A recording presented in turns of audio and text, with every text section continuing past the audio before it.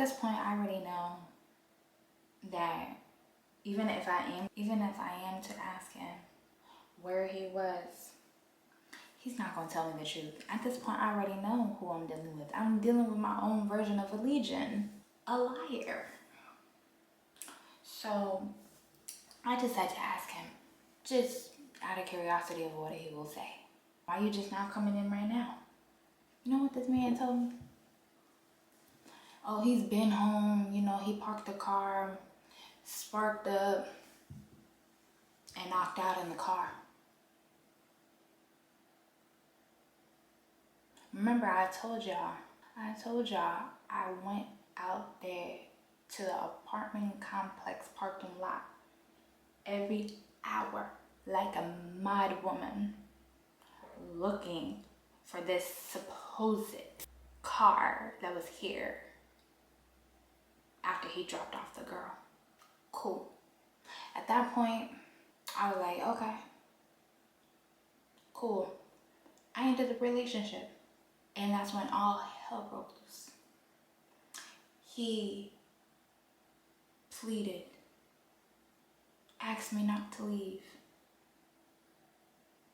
When I got a diagnosis, was begging for empathy, for sympathy. But where was my sympathy when you was doing what you was doing to me repeatedly, over and over and over and over and over and over and over, constantly lying to me, playing me for stupid, gaslighting me. The cries that I cried, the tears that I wept that my friends had to wipe off my face. In that moment, he knew. I was done. I was checked out. So we ended up having a conversation, and I let him know, hey, I need a couple months to sort out what I need to sort out so I can get myself out of your house. Give me 3 to 4 months. He agreed to it. At the time, we were living with 2 other people, but one of the people was pregnant at the time. So they went off to go do their own thing. So while we were there, I started noticing, even the person that was living there before they moved out, they were noticing that we were getting these slips on the door. And y'all know what them slips mean. But he would tell me, and he would tell the other person, hey, you know, everything's taken care of. You know, it must be an error in the system. Da, da, da, da. Ain't no error in the system. You're not paying. You lie about damn near everything. You could be telling us that you're paying and you're not paying jack squat. So, the people that were there, they moved out because they didn't want no parts of whatever he was doing or got going on because they had a child on the way. I respect that. You know, do what you gotta do to protect you and yours. He told me we had to move out. And now that later on down the road, as a leasing agent, I started to really understand how apartment complexes work. Yeah, he owed some money. And the apartment complex was saying, it's either you leave or you leave. So those that are in the property management industry, y'all already know how that go. When you have tenants that owe too much, they got to move out. So that's the real reason why we had to move out. Not because he was like, oh, I just don't want to live here no more. Cool. So we got another spot and we ended up staying there for a little bit. And you know, at the time, I started doing me because we're not together. I'm only just here to get whatever I need to get sorted out. But I wasn't on no wild stuff or nothing like that. I just was just not interested in him anymore.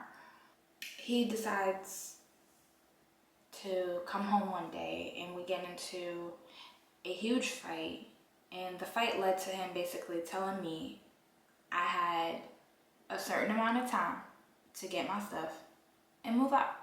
Y'all, I was so hurt. Cause it's just like, you put me through hell and back, and you're still putting me throughout. So I eventually had to do what I had to do. I ended up getting me a basement apartment. got me a basement apartment, and I was just continuing to do me. I had me a nice little roster. After I left his house, I left, with my little roster of, dudes. I wasn't really trying to look for any commitment at the time. I just wanted to mainly focus on healing. And at that time, I ended up meeting another dude. The dude that I ended up meeting, we'll call him Anthony. So Anthony was a lot of me, I will say that, but not necessarily healthy for me.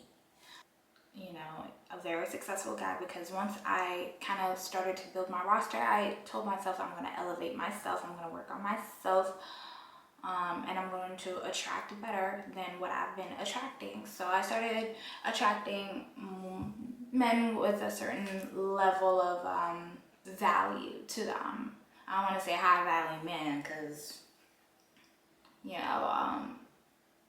but if we're gonna put a word to it, then we'll say high value men.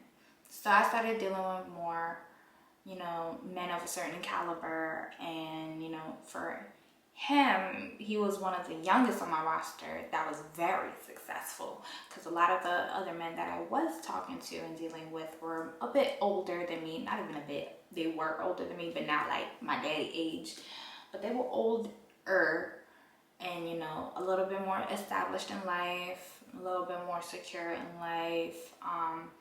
So for Anthony, he was a little bit closer to my age, but doing very, very, very, very well for himself. And things were really fun with him.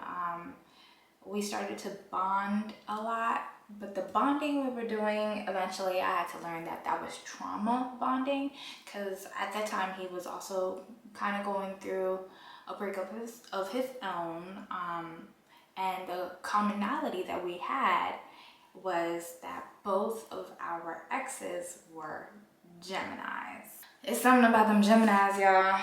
It's something about them Geminis. It's just, they mess with your head. But we bonded off of that commonality that we both came out of really unhealthy, toxic relationships with Geminis. We ended up talking, I want to say, for a good 2 years. But at some point, even though we were both kind of just not really committed, I started to insinuate and communicate, hey, I would want more, I'm looking for more. And I wasn't really getting that. So because I was not getting that, I was just like, all right, we'll just keep to the script, and I will just do me, you do you. Because if I'm not getting what I'm trying to get from you, then that train has left the station. So, but the relationship with, I don't even want to say relationship, but the fling that we had were so fun, was so intoxicating. But when it came to the real nitty gritty, the real stuff, he was just not an emotionally safe person for me and what I needed. I knew as far as financial security, yes, he could provide that. But what is financial security if you cannot have emotional security? If I have to worry about the way that you speak to me, the way you make me feel, I have to question how you perceive me, how you feel about me. I don't want to do that anymore. That's for the birds. I want clear and distinctive communication about how you feel, my position in your life. Don't sit there and say, oh, you should have known because I'm doing this and that and the third. I need verbal confirmation. I need verbal affirmations. I'm not here to play guessing games with you. We grown. So I kept on doing my thing and, you know, seeing other people. And I knew he was seeing other people, although it was never really made transparent to me. But I always knew that I was not the only one. But the thing with me is, if I'm not your priority, if I'm not your number one, then it's like, what am I doing here? So I feel like he was brought into my life as a test to see if I had truly learned from my relationship with Lamar about, you know, really valuing myself. So I ended up, you know, kind of starting to fall away from that relationship, that interaction, falling away from that interaction because it was just no longer healthy. You know, and even just the way that he spoke to me, a lot of times it just made me feel like, yeah, this ain't it. Like, he would talk really wild. I'm in my phase where I do deserve a gentle love, a love that is tender with me. You know, I'm not trying to be. I don't need that toughness all the time. You know, I feel like sometimes some men forget that being a masculine man is cool and all, but sometimes, you know, you need to tone it down a little bit and be tender with your woman, because we are both created to be able to operate within our masculine and our feminine. We just need to know when to turn it on and when to turn it off. He just didn't know how to turn his masculine off a little bit so he can bring out his feminine side that can be, you know, loving and warm to me. So I ended up, you know, dating again, got back on Hinge. If y'all know, y'all know. I was on Hinge, really wasn't finding any connections that I really felt like I could connect with. I ain't gonna hold you, I was on that joint like, shoot, shoot. Like, just swiping left. And it was just, you know, eventually, I got tired of the app. I just had the app, but I wasn't really necessarily using it. I wasn't as active as I could have been. But then at that time, I had put like my Instagram in my profile, and supposedly, my profile was found by my current dude. And he said he sent me a message. I never once saw it. I personally feel like I may have swiped left because I was just, it didn't take much. It was like, you 5'5", swipe. You got kids, swipe. You in a thought job, swipe. Like, I was being picky. I ain't gonna hold you. I was being very, very, very picky because I was just like, He ended up realizing I was not responding to him on Hinge, so he doubled down, found my Instagram, added me, and then sent me a DM from there. I seen the DM, and it was different because, I mean, you get paragraphs from dudes, and, you know, initially they're like, how many of the girls you say this to? Because this is a little too well thought out, well put. I'm gonna be very honest. I did not sit there and I did not say, oh my God, Nikki, so much, da, da, da, da, da. I just sent him my number. Let's get to the nitty gritty. Let's get to the point. Let's see if you're gonna waste my time or not. He texted me the next day, and, you know, it started off with small talk, but then the small talk turned into big talk because I started to realize there's a lot of things that we liked that are very similar. We resonated on a lot of things. And the more we talked, the more I realized how in sync we are. The more in alignment I felt. It was like that moment that I realized that when people say, when you meet your person, you just know you've met your person. And essentially, I got that feeling. Because right off the bat, I was like, nah, this finna be my husband. And the chemistry was just out out this world. He made me feel safe emotionally. He validated my experiences. You know, we mirrored each other in a way that just felt like a twin flame. And it's just, I don't want to say it was a high, because I've had highs before, but this was not even feeling like I was high and just up in the clouds. It felt more like a coming home, being in comfort, familiar. And you know, within, I would say, the first 3 months of us really talking, things were just doing so well. We ended up meeting in person. And when we met in person, it was actually the most beautiful thing ever. We were initially supposed to meet on his birthday, but he ended up having plans. His mother had called and wanted to do something with him. So I let him just go and do his thing with his mother. I love that he, that he has love for his mother. So we ended up, saying we were going to reschedule for another date. And I ended up getting really sick, like really sick. So I ended up having to go to the hospital. While I was at the hospital, he asked me where I was at. I let him know which hospital I was at, and at the time, the place that he was working was about an hour away from which hospital I was at.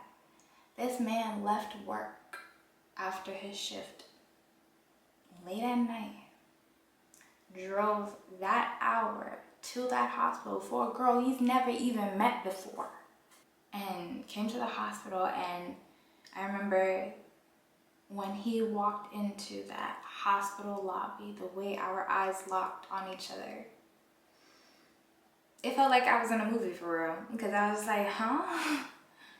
But it just felt like our souls recognized each other. Our physical may have never met before, but our souls knew who that other person. And he stayed with me up until I was discharged, took me home, and respectfully asked me to be his woman. And from there, things were good.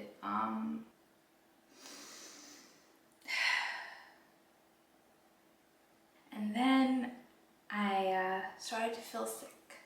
And I decided, hey, let's take this test and see what it says. And sure enough, I got that positive sign. And in that moment, I didn't know what to do. I was feeling complex about the situation, because I had been pregnant before and lost my child. So to be pregnant again, I was uncertain, scared. But he was excited, he was happy. I'm happy about it. I'm telling you right now, I'm happy about it. I'm happy that it's with you. That's the main thing. I'm happy that it's with you. Now y'all can't tell me that hearing a man excited to have your child, how beautiful that is to hear. Moved in with my mother to, have some help while being pregnant. And also because culturally wise, when you give birth to your baby, your mother is typically there to help you with the first couple of months, until you kind of get back to the ball of things. And we have a beautiful baby boy who I will be revealing in a little while, but I will post some pictures of us in the hospital, so you guys can see how my life has been chaotic before, how it's gotten better now. I will say my biggest takeaway from my experience that I can pass on to someone else is what you go through does not define you. And the choices people make do not define you either. When people choose to hurt you, they hurt you off of the level of their own understanding and the level and capacity that they're at. It does not have anything to do with your worth, because I struggled with understanding my worth. You are a valuable person, you know, but in order to attain what you are searching for, you do have to do the inner work and heal and let go and unlearn the things that keep attracting the things that you no longer want. It is very true. If you want better for yourself, you have to, one, envision it, and then two, put it into practice. As in, you have to change some of the things about yourself too. Because a lot of times who you attract is who you are. Hate to say it, but it's true. There always has to be some level of reflection, self-awareness, and accountability in terms of the results of your life. So if you're unhappy with the way your life is, you need to look within and understand what it is about you that is drawing this type of people or this type of experience. I love the life that I have now. I am back to making content. I'm in a better place mentally, emotionally, spiritually, physically, all that. I've been spending my time praying. Now I'm just focused about getting this content out to y'all and making sure that I'm giving y'all quality, because that is the goal, is to give you guys quality on top of having quantity. So moving forward, I will be posting on YouTube once a week, and it will more than likely be every Thursdays that I post a video for you guys to watch. Otherwise than that, make sure you guys follow all of my social medias. So make sure you guys give me a follow, because I will be posting lots of my fashion videos and lifestyle, beauty, etc. on my Instagram and also on my TikTok. But you know, TikTok is a little bit up in the air with them trying to ban it or whatever. So I would say follow me on my Instagram, because I'll more than likely be interacting on there more as a safety net, just in case TikTok is officially banned. Hopefully not. We're gonna manifest against it. Thank you guys for tuning in and listening to my crazy life and what caused my hiatus. But there's no more hiatus, no more. We are done. We are back. We are posting consistently. We back on the scene. This is Lil Zion, aka Zai. Hey Papa. Thank you for watching. Hit that subscription button and make sure you guys follow all of my social medias. And remember, I will be posting once a week, every Thursdays. Hope you guys continue to tune in. Mwah.